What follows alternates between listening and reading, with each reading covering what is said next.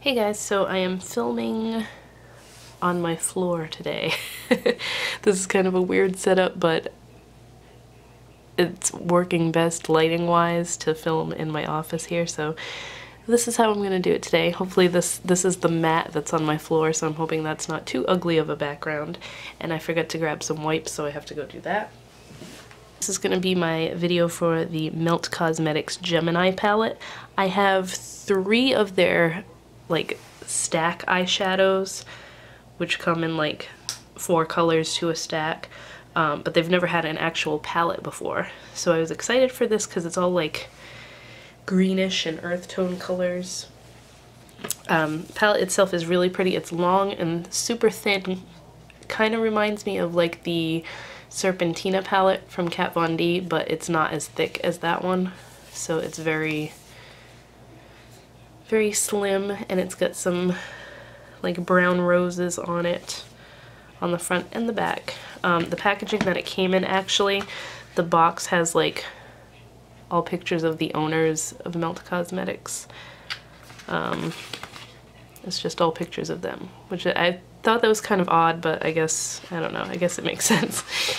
It doesn't match the packaging for the actual palette itself, but it's just pictures of them. So look at the inside. There is a mirror. You can see me. I have no makeup on. I'm in my PJs. But the plastic on here, let's get rid of that. And that is what the colors look like. So it's a very neutral palette, but it's got greens thrown in there. That's like the first thing that I noticed when I first saw this. So I'm just gonna do quick swatches. I'm kind of not sure how I feel about the quality of these shadows. I mean, like, the colors are nice, but they're not really up to par with how their like their pot eyeshadows are. Or I guess you would call them pot eyeshadows, or single eyeshadows anyways. So I'm just gonna get into some swatches. I'll do the first 3 here. We have Luna, which is a matte khaki type shade. Hopefully the lighting seems to be a lot better like this than it was in my past couple palette swatching videos. Then Gemini. This is a metallic kind of like gold color, but it's like a metallic chunk in there. You can kind of see it's a little bit chunky. Still a really pretty color though. It's very reflective. Then we have Lorelei. That is another matte shade. It's kind of like a deep mustard color. It's got that mustardy yellow tinge to it, but leans more to the orangey side. So that's the first 3 colors. And the next 3 are all mattes. Polka Dot is a matte kind of reddish brown. It's not really reddish, it's just not super dark. And then Cupcake is a matte chocolate brown. That one's very pigmented and nice. And then Bonnie, this is a very pigmented matte black. It's like crazy, to the point where I'm afraid to use this because I feel like I'm going to make a huge mess with it. I'm not very talented with using super black eyeshadows like this, to be completely honest with you. The last 4 are the kind of more fun colors. So we have Leo. This is a matte army green. Oh, focus. That one kind of, it's got a very dry texture. It doesn't swatch that great.